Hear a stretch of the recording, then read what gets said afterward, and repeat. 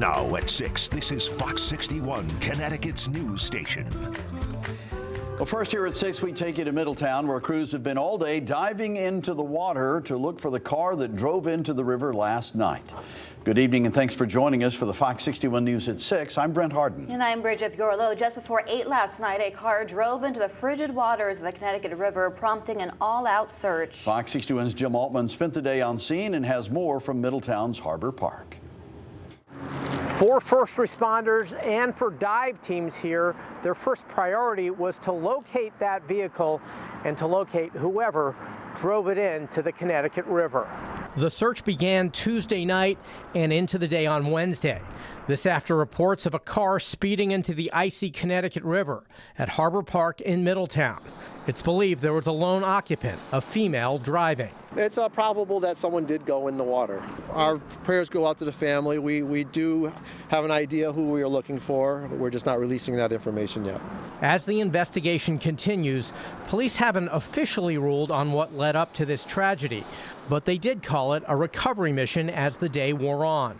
20 feet below, dive teams from both the Middletown Police and fire departments were part of the search efforts. Atop the water, a rescue boat was using side-scan sonar to locate the car. Then came the job of hoisting it out. The driver still missing. Middletown Fire Battalion Chief Nick Mayo says this time of year makes their efforts in the water more challenging. From a dive perspective, these guys train all year round, whether it's in the Connecticut River or local ponds. Diving at this time of year is a little more complicated, especially with the temperature of the water and, just ice floating and debris floating. So it definitely brings a different component of risk. Cromwell's Madison Gilbert told us she often walks her dog right by the boathouse where it happened. Coming here, I'm here all the time, and it's a beautiful scenery, but this was somebody's, last place that they ever saw. And I think every time I come here now, I'm going to think of that. And we're told that dive teams are done for the day with their search. For Wednesday, though, they expect to be back in the water sometime on Thursday morning. At Harbor Park in Middletown, Jim Altman, Fox 61. Jim, thank you. Also this morning in Ellington, firefighters pulled an SUV out of the water. They got the call around 7:30 to Route 140 near Hathaway Road. The driver was able to get out on their own. We're told that person went to the hospital to be treated for minor injuries. We don't know how the SUV ended up in the water. All right, turning now to the forecast, and wow, was it a good one today. March is giving us all the warm welcome later on this week with high temperatures and nothing but sunshine. Yeah, Chief Meteorologist Rachel Frank is here with the first check of the forecast. Rach, well, we don't want the sun to go away. We don't, but it will, at least for one day. But the good news is the warmth will not be going anywhere, at least through the end of this week. Look at those high temperatures in the 50s. Lots of melting out there today. There's tons of water running through the streets, not from anything falling from the sky, but from that ice pack that we continue to slowly see shrinking. Temperatures right now are in the 40s to right around 50 degrees. The wind is diminishing. It was blustery at times today. And we're watching this area of rain that will develop and move in after between 10 and midnight. So noticing around and after midnight, our chances for rain seems to go up. It could begin briefly as a few wet snowflakes or a mix initially. I don't expect much of an impact from that. As we head towards daybreak, temperatures will start to climb. So hopefully there's no issues for the morning drive. I don't think there will be other than rain out there, but check in with the Fox 61 Morning Show crew just in case. Off and on showers through the course of the day tomorrow and another warm afternoon. Even with the clouds and the rain, we're looking at temperatures rising into the upper 40s to right around 50 degrees. We're going to talk about when winter reality comes crashing back in again. Your full forecast coming up in just a bit. Rachel will enjoy the nice weather while it lasts. Continuing coverage now in a story Fox 61 has been following for years. A final hearing was held in Waterbury today to settle a lawsuit against for-profit nursing school Stone Academy, which abruptly closed 2 years ago. The closure left students with incomplete degrees and no clear path forward. Tonight, a Waterbury judge is considering a $5 million settlement reached back in January between the owners of Stone Academy and the students left in limbo. low. The $5 million will be divided among all of those aspiring nurses, about 1,000 of them. The amount each gets depends on the impact and the length of their education at the for-profit institution, which operated 3 campuses in the greater Hartford area. 25% of the settlement will be going to private attorneys as well. And following today's hearing, we caught up with a legal team representing those impacted students and learned what the money will mean to them. The settlement is more than just money. The settlement is, of course, money, and it's an important part of the settlement, but it's also programmatic relief for students who are furthest along in their program, students who are, weeks away from finishing, were enrolled in the exit exam or in VADI. They'll have the opportunity to complete their programs and to become licensed practical nurses in Connecticut, a state that desperately needs more nurses. He went on to say they're also pursuing legislative efforts to allow for additional educational opportunities such as scholarships and grants for the other students in the middle of their nursing program. I'll have more reactions from students coming up tonight on the news at 10. Well, a lockdown at Wilbur Cross High School has been lifted now. The school shut down this afternoon after reports a student had a gun. New Haven police say they were called to the high school around 1:30 p.m. Students told them one of their peers showed them a firearm, but police could not find that student on school grounds. Police are not actually sure if a weapon was ever actually displayed.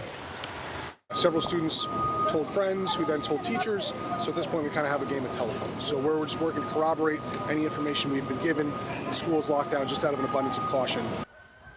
Police say they are working to find the student and speak with them, but stress there is no active threat tonight. The New Haven Public Schools spokesperson says they are encouraging students and staff to come to school tomorrow. We're told there will be extra police and security on school grounds.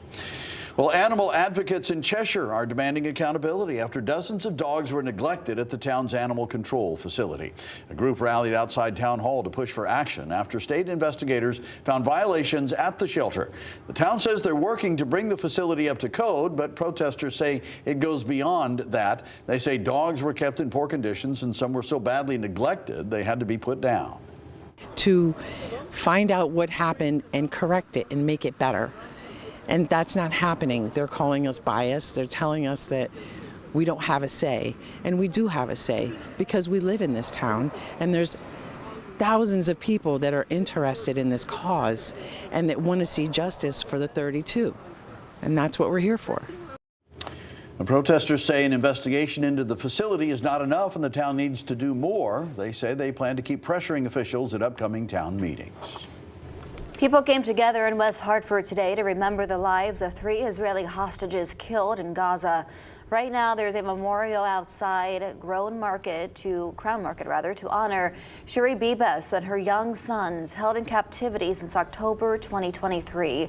People were invited to write messages and prayers on posters. For us to be able to be here today and support each other is just an unbelievable moment and something that we felt we needed to do, and that's what we've been doing since October 7th. People just, I think, want to be together in sharing their grief, and to say never again is now. The poster signed today will be given to the family's father in Israel, where a funeral was held today. Thousands of people attended.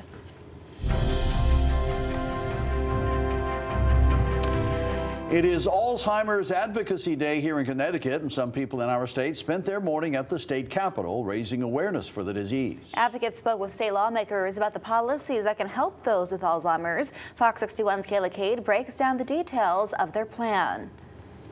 2 of their proposed bills include having insurance cover the cost of biomarker testing and create an Alzheimer's task force in the state.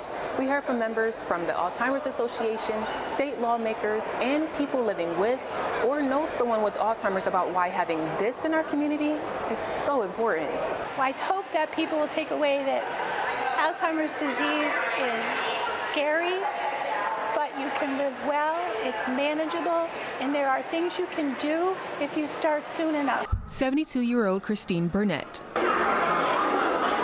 all decked out in her purple for Alzheimer's Advocacy Day in Connecticut, spent her morning at the state capitol. She was there to listen to advocates and state lawmakers talk about the impact of Alzheimer's disease and share ideas to help those who are impacted.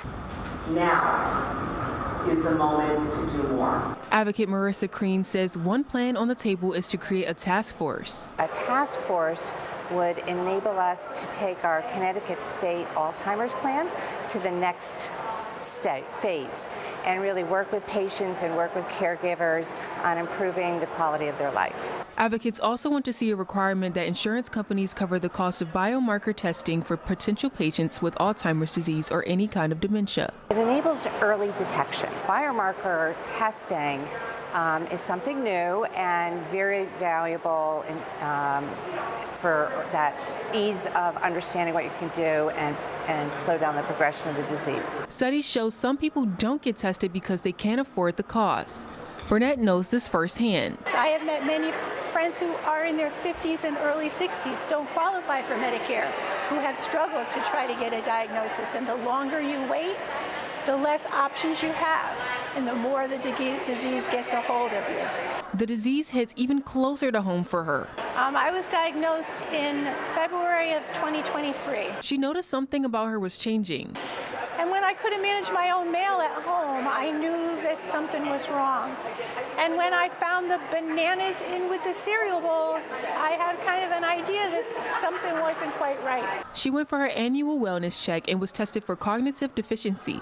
She reviewed the lab results online at home and was devastated at what was on the other side of her screen. It was very difficult. I didn't know how to tell my husband. I didn't know how to tell my kids. 2 years after her diagnosis, she's not letting Alzheimer's define her. I'm still living very well. Yep, I still help to care for my grandkids, and they come and stay overnight every couple of weeks. And I drive a little still, not as much as I used to. She says she may have lost parts of her, like her ability to teach sewing classes, but she's gained so much more. I've gained a new purpose. My purpose is to make sure that other people who are dealing with this disease have the resources that they need. And that's one of the things that's so important about the legislature. If you have any questions about Alzheimer's or dementia, you can call the Alzheimer's Association 24/7 hotline. We will have the number for you at the bottom of your screen, or you can go to fox61.com. In Hartford, Kayla Cade, Fox 61.